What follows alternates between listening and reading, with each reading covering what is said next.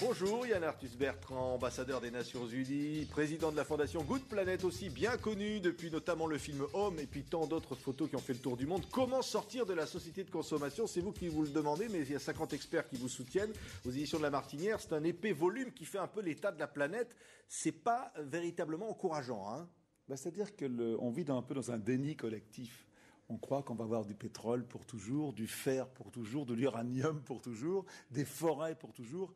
Et malheureusement, ça ne marche pas comme ça, parce quand je suis né, on était 2 milliards, on va passer à 7 milliards d'habitants, on consomme tous plus, moi je consomme beaucoup plus que mes parents, et il y a toute une classe moyenne qui arrive, qui veut, nous, il faut oublier qu'on est le modèle du monde entier, tout le monde veut consommer comme nous, et on ne pourra pas. Donc c'est comment sortir de système.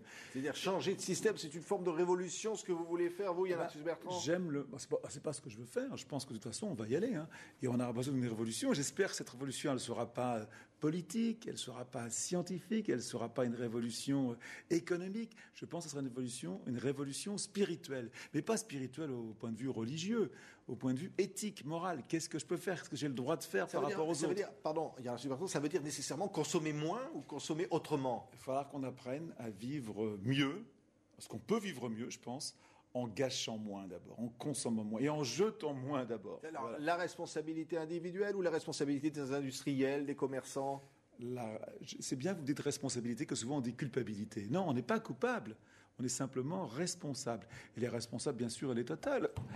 C'est politique, c'est le particulier, et c'est bien sûr les entreprises. Tout ça, c'est la même chose. De toute façon, l'homme politique, c'est un particulier. Le chef d'entreprise, c'est aussi un particulier. Il a une femme. Il n'y a pas d'un côté les très méchants industriels, pétroliers, puis de l'autre côté les très gentils consommateurs. Ça marche pas comme ça. C'est tous ensemble. C'est quand même les pays riches qui polluent le plus. C'est pas qu'on peut... les maladies de la consommation des pays pauvres, évidemment, qui souffrent de ne pas assez consommer. 7% de la population mondiale émettent 50% des gaz à effet de serre. On voit bien ce qui est en train de se passer. Et puis, quand on voyage un petit peu, qu'on sait que dans le monde, il y a 2 milliards de gens, ça c'est un truc que je dis souvent, 2 milliards de gens, plus que tous les pays riches réunis, qui travaillent la terre à la main uniquement pour se nourrir, et c'est ces gens les premiers qui souffriront du changement climatique, et vous allez au Bangladesh, vous allez au Kenya, vous allez au Mali, ces gens, vous voyez déjà le changement climatique. Les gens, ils ne savent pas que c'est dû à d'autres personnes qui polluent, mais ils vous disent qu'il y a des sécheresses, il y a beaucoup plus d'eau. Il y a en ce moment des problèmes sur la planète. Je crois qu'il faut faire attention. Oui, voilà, tout simplement. Le livre, là, L'état de la planète, World Watch Institute, hein, donc ce sont des spécialistes. Il y a prix Nobel de la paix, il y a des grands noms, des grandes signatures. Le World Watch Institute, c'est un livre que je lis depuis 20 ans. Chaque année, il y a un rapport sur l'état du monde. Et quand je faisais La Terre vue du ciel, c'est vraiment un livre qui m'a nourri. Parce qu'à cette époque-là, il y a une vingtaine d'années, on ne parlait très très peu d'environnement.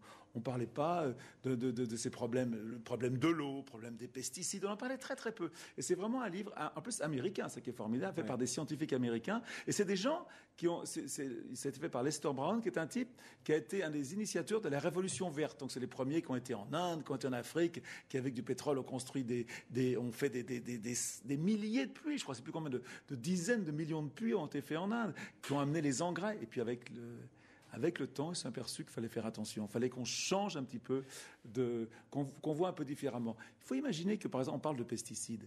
Tout à l'heure, en venant, là, j'ai un copain qui me téléphonait, que j'aime beaucoup, qui est un bûcheron. Et il me disait que tous les produits qu'il avait appris quand il a passé ses études, maintenant il doit avoir mon âge, sont tous aujourd'hui interdits. Ce qui veut dire que si on croyait bien il y a 40 ans, aujourd'hui c'est interdit. Oui. Donc je crois qu'il faut faire attention. Et alors, le livre, évidemment, vous leur parliez à l'instant de La Terre vue du ciel et ces photos extraordinaires dont on se demande aujourd'hui si vous y retournez, si évidemment déjà la nature a changé. Mais là on voit des photos derrière vous, Yann Arthus Bertrand, des forêts et des hommes, c'est votre nouveau livre aussi aux éditions de La Martinière, toujours avec la fondation Good Planet, où on voit quand même que cette terre est toujours magnifique, c'est-à-dire l'art du photographe, mais de nous dire aussi attention. On a encore dans le monde 50% des forêts. Le monde n'est pas une catastrophe, peut-être une catastrophe annoncée. Il y a encore, moi je n'ai pas tout catastrophé, je pense qu'il est beaucoup trop tard pour être pessimiste. On a encore 50% des forêts. Cette année, c'est l'année internationale des forêts. Donc on a sorti ce livre avec les Nations Unies, on l'a lancé. Que des forêts. Et évidemment, c'est la ressource de vie de la planète. Ce qui est compliqué, c'est d'expliquer quel est le rapport qu'il y a entre moi ici, vivant à Paris, faisant mon petit boulot, et les forêts qui sont très très loin de moi. On pense qu'il n'y a pas de relation. Mais ce qu'on essaie d'expliquer dans ce livre, là il y a un loup. Vous voyez un tout petit loup qui est caché. Ah oui, on voit juste derrière caché, cette photo. Ça, c'est des posters qui vont dans toutes les écoles de France. Ouais. Cette photo-là, en tout cas, on peut parler des forêts. Et sur le site internet de Good Planet, vous avez un site internet où tout le monde, dans le monde entier, peut télécharger ces photos gratuitement. C'est évidemment le plaisir d'avoir ces photos, de pouvoir les regarder, mais de se dire il faut les préserver. Comment, Yann Arthus Bertrand, on peut préserver ces forêts-là? Parce que c'est le poumon de la planète. On voit ces photos magnifiques. Vous savez, quand je tournais Home, je me suis arrêté à Bornéo, dans ces énormes endroits où on est en train de déforester. Il y a des énormes tracteurs avec des chaînes. Puis je me suis posé, puis j'étais parlé à un conducteur du tracteur. Puis je lui ai parlé des orang-outans qui disparaissaient, je lui ai parlé déforestation, changement climatique, perte de la biodiversité. Puis il m'a dit, mais qu'est-ce que tu viens me raconter, toi? En haut de ton hélicoptère, tu viens t'arrêter ici pour me donner des leçons? Mais moi, je fais ça pour nourrir ma famille. Puis on a sympathisé, puis il m'a emmené sur son bateau. Et à Bornéo, les gens vivent sur des vieux bateaux. Et sur ce bateau, il n'y avait rien à l'intérieur. Sa femme qui est torse nu, qui donne à boire à son bébé. Il y a une antenne satellite. Et sa femme est en train de regarder une série américaine sur un écran plat. Et je m'aperçois immédiatement, pour eux, on vit dans un paradis. Tout le monde a envie de vivre comme nous. Et ils déforestent pourquoi? Ils déforestent pour faire de l'huile de palme, qui est une huile qui est pleine de protéines, dont toute l'Asie a besoin, dont nous aussi on se sert. Alors qu'est-ce qu'il faut faire? J'en sais rien, il y a le paradoxe. Je pense qu'il faut aider ces gens à sortir de la pauvreté pour qu'ils vivent autrement qu'en coupant des arbres, tout simplement. Donc il faut les aider. C'est pour ça d'ailleurs que le gouvernement norvégien vient de donner $1 milliard en Indonésie pour essayer de trouver des solutions. Mais vous savez, la solution, moi je ne l'ai pas, surtout pas, et on ne l'a pas encore trouvée. La solution, on est tous, 7 milliards de personnes, on a tous une partie de la solution avec nous. Voilà. Mais les écologistes, ils ont la solution. Quand on va en France, par exemple, là, peut-être Nicolas Hulot, Eva Joly, vous vous intéressez de près à ça, vous, Yann Arthus Bertrand, vous avez envie de les soutenir? Ça fait changer les choses, l'écologie politique? Je pense que l'écologie doit être dans tous les partis politiques, de l'extrême droite à l'extrême gauche, il doit y avoir de l'écologie partout.